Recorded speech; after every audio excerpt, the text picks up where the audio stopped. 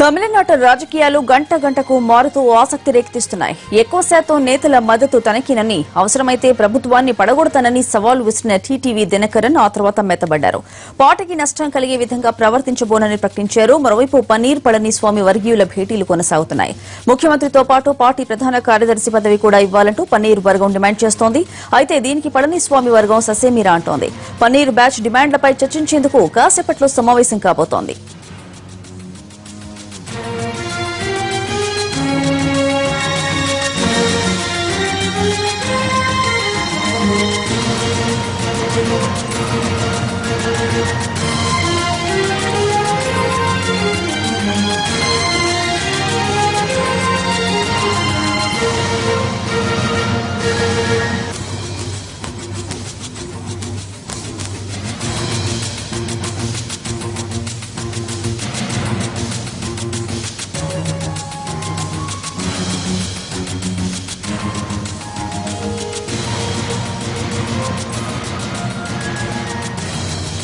తమిళనాడు రాజకీయాలు గంట గంటకు మారుతూ ఆసక్తి రేకెత్తిస్తున్నాయి. ఎక్కువ శాతం నేతల మద్దతు తనకినని, అవసరమైతే ప్రభుత్వాన్ని పడగొడతానని సవాల్ విసిరిన టీటీవీ దినకరన్ ఆ తర్వాత మెత్తబడ్డారు. పార్టీకి నష్టం కలిగే విధంగా ప్రవర్తించబోనని ప్రకటించారు. మరోవైపు పన్నీర్ పళనిస్వామి వర్గీయుల భేటీలు కొనసాగుతున్నాయి.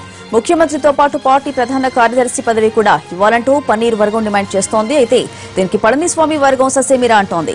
పన్నీర్ బ్యాచ్ డిమాండ్లపై చర్చించేందుకు కాసేపట్లో సమావేశం కాబోతోంది.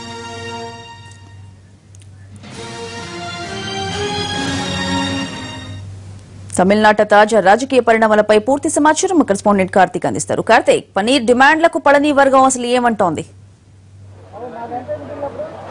స్వాతి, తమిళనాడు రాజకీయ పరిమాణాలు చూస్తే అర్ధ గంటకు ఒకసారి మారుతూనే ఉంది. ఒక్కొక్కసారి ఒక్కొక్క డిమాండ్ల తెరపైకి వస్తున్నాయి. తాజాగా పన్నీర్ వర్గం భేటీలో ఒక కీలకమైన నిర్ణయాలు తీసుకున్నట్టు తెలుస్తుంది. పార్టీ ప్రధాన కార్యదర్శి పదవితో పాటు ముఖ్యమంత్రి కూడా తనకే ఇవ్వాలంటూ కూడా పన్నీర్ వర్గం గట్టిగా చెప్పినట్లు కూడా పళనిస్వామి వర్గానికి తెలుస్తుంది. అయితే ఇప్పటి వరకు వివిధ భేటీలు చేసిన దాదాపు 9వ తేదీ నుంచి భేటీలు జరుగుతూనే ఉన్నాయి. అయితే ఈ భేటీకి మాత్రం ప్రత్యేక ప్రాధాన్యత సంతరించుకుంది. ఏదైతే టీటీవీ దినకరన్ ఉన్నారో నిన్నటి నుంచి ఆయన గట్టిగా తాను ప్రభుత్వాన్ని పడగొడతానంటూ శపథాలు చేసినప్పటికీ మధ్యాహ్నం అయ్యేకాటికి కాస్త వెనక్కి తగ్గారని చెప్పుకోవచ్చు.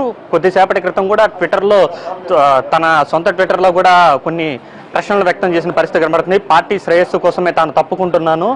ఇప్పటి వరకు నాతో పాటు ఉన్న కార్యకర్తలకు, నేతలకు, ఎమ్మెల్యేలకు, వాలంటీర్లకు అందరికీ కూడా నా శుభాకాంక్షలు కూడా తెలుపుతూ ఆయన తాను వైదొలుగుతున్నట్లు కూడా ఆయన ట్విట్టర్ ద్వారా అఫీషియల్గా కూడా ప్రకటించడం మనం చూసాము. అయితే ఈ భేటీల విషయంలోకి వస్తే ఒకవైపు పన్నీరు వర్గం కొద్దిసేపటి క్రితం భేటీని అనంతరం పళనిస్వామి వర్గం 3 నుంచి 5 గంటల మధ్యలో ఏదైతే పన్నీరు వర్గం పెట్టిన షరతులపైన కూడా చర్చించే అవకాశం ఉంది. ఎందుకంటే ఏదైతే సీఎం పోస్ట్ కావాలంటూ పన్నీర్ వర్గం పట్టుబడుతున్న విషయంలో పళని వర్గం మాత్రం ఖచ్చితంగా తాము ఇచ్చేది లేదంటున్నారు. అయితే పళని వర్గం ఒక కొత్త రకమైన సమస్యను ఎదుర్కొంటుందని చెప్పుకోవాలి. ఏదైతే ఆర్కే నగర్ ఎన్నికల సమయంలో 7 మంది మంత్రులు పాటు ముఖ్యమంత్రి కూడా డబ్బులు పంచారన్న అభియోగం ఉంది.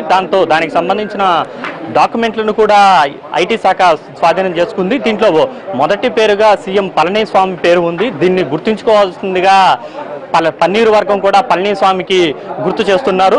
దీని కారణంగానే మీరు ముఖ్యమంత్రి పదవిలో ఉండి ఇలాంటివి చేసి ఐటీ దగ్గర సమాన్లు తీసుకోవడం, అరెస్ట్ కావడం వంటివి జరిగితే పార్టీకి చెడ్డ పేరు వస్తుంది, ప్రభుత్వానికి చెడ్డ పేరు వస్తుంది. తమంతటా తాముగా మీరు వైదొలిగి పన్నీరు వర్గానికి, పన్నీరు సెలవానికి ముఖ్యమంత్రి పదవి అప్పచెప్పాలంటూ కూడా వారు ఒక ప్రధానమైన డిమాండ్ను కూడా వారి ముందు ఉంచిన పరిస్థితి కనబడుతుంది.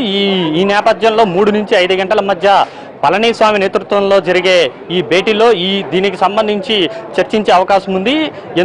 ఏదైతే ఐటీ శాఖలో దొరికిన ఆధారాల కారణంగా తాను వెంటనే కూడా సీఎం పదవి నుంచి కాకపోయినా సరే పన్నీర్ వర్గం ఏదైతే చెప్పిందో దానికి కట్టుబడి రాజీనామా చేసే అవకాశాలు కూడా లేకపోయినట్లు కూడా రాజకీయ విశ్లేషణలు విశ్లేషిస్తున్నారు. Swathi. Right Karthik, thank you.